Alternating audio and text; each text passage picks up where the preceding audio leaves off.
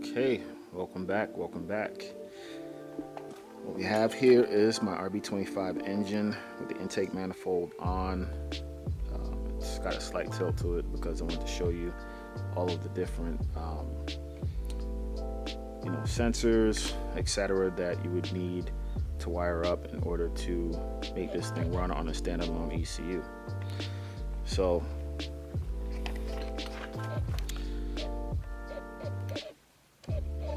this valve right here, especially this plug, this is what controls your idle. I believe that this one and this one also play a role in it, but one is to raise the idle when you turn on the AC or when the engine's under like some sort of load while it's idling. These are your 4, 5, or this is your 4, 5, and 6 knock sensor. This is your 1, 2, and 3.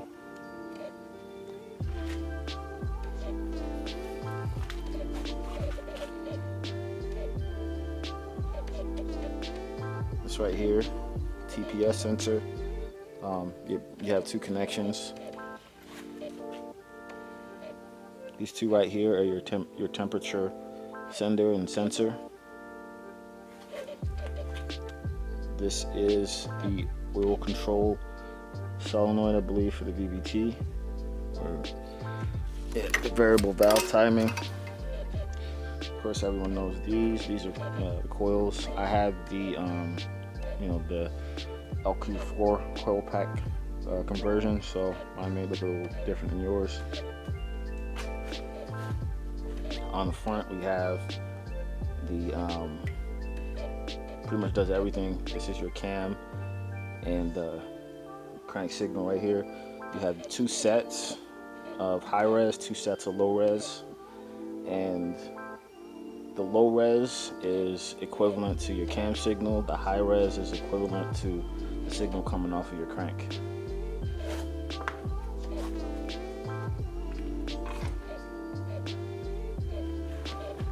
And normally you would have an oil pressure sensor right here.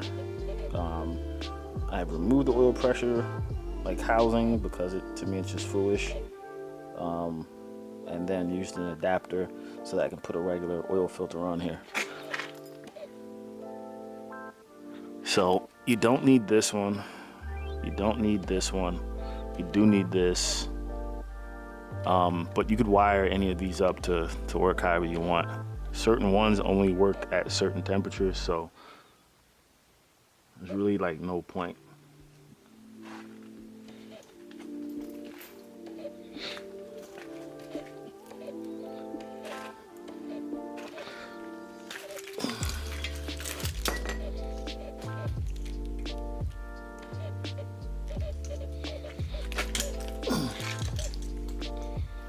And last but not least, you have your fuel injectors.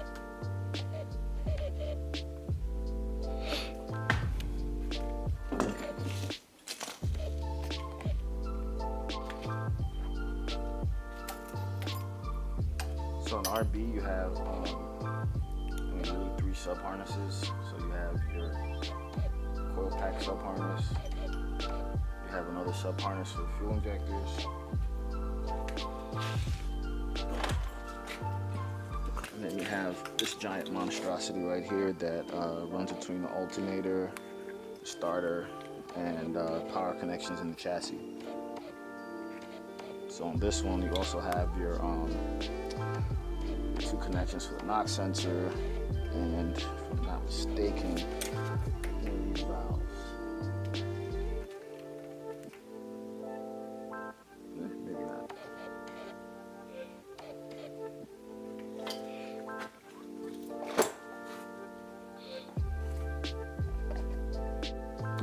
Okay, what I did with my harness was I stripped it down only to the absolute most necessary components to run the engine, and those were things I mentioned previously. I'm going to connect everything back up to the car, back up to the engine, and then start taping things off so that I have a perfectly fitting harness. And then once that's done, I will go through and make any necessary repairs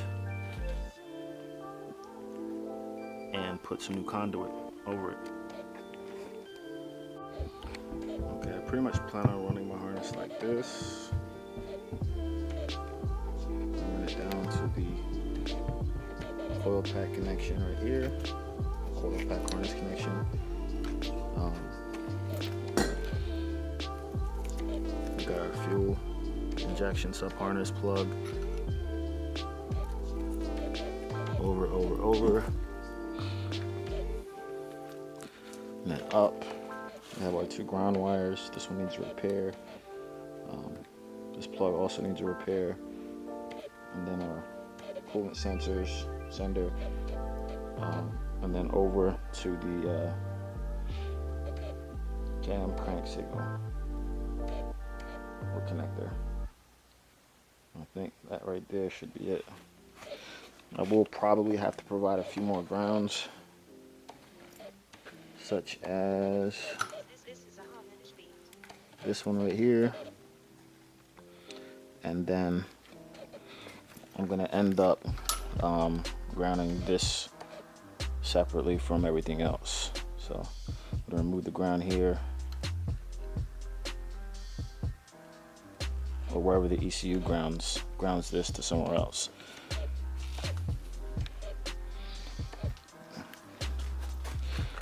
Never know, it may actually be on this one. I'll give it a test run first and then see what happens.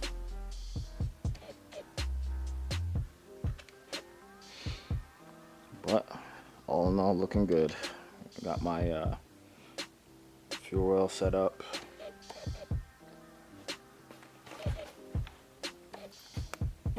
Got a Summit inline fuel filter. And the beautiful thing about this is it has a fitting already on there. Exact same style that I need. It's black, 90 degree. So all I have to do is put on the push lock hose and then I'm done. One of the guys online told me I should replace this. I'm going to be running a map sensor setup, so I shouldn't really have any issues. I mean, it may leak a little bit, but a little bit won't kill me like on mass airflow sensor cars. If it does leak and it is causing me like drivability issues, then I'll just go ahead and replace it. But until then, I'll stick with it. The next step with this engine will be me showing you how you would hook in pretty much any standalone. I'm using Mega Squirt, but honestly, it really doesn't matter. All standalones require the same basic signals, same basic sensors, etc.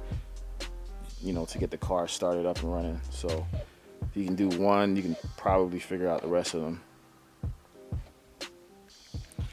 And then on this end, the only reason why I've left the plug on is so that I know which wire is which. And I won't have to completely disassemble this whole nightmare of a harness. But when I'm done with this, it's going to look nice and pretty. And most of this will be chopped off and hooked into my Mega Squirt. And someone asked me what I was using for a transmission. Luckily, I was able to purchase the bell housing for RB25 fairly cheaply, so I hopped on that. It was actually the same gentleman who sold me the engine. And then I have a Z32 trans on the back half. The only difference is this shift linkage is different, and the actual length of the drive shaft is different from the RB25 transmission. Internally they're the same, but these few little pieces make them different. So you can see I've already done the cover, put that on. I didn't paint it this color. It's not a bad color, but I wouldn't do it.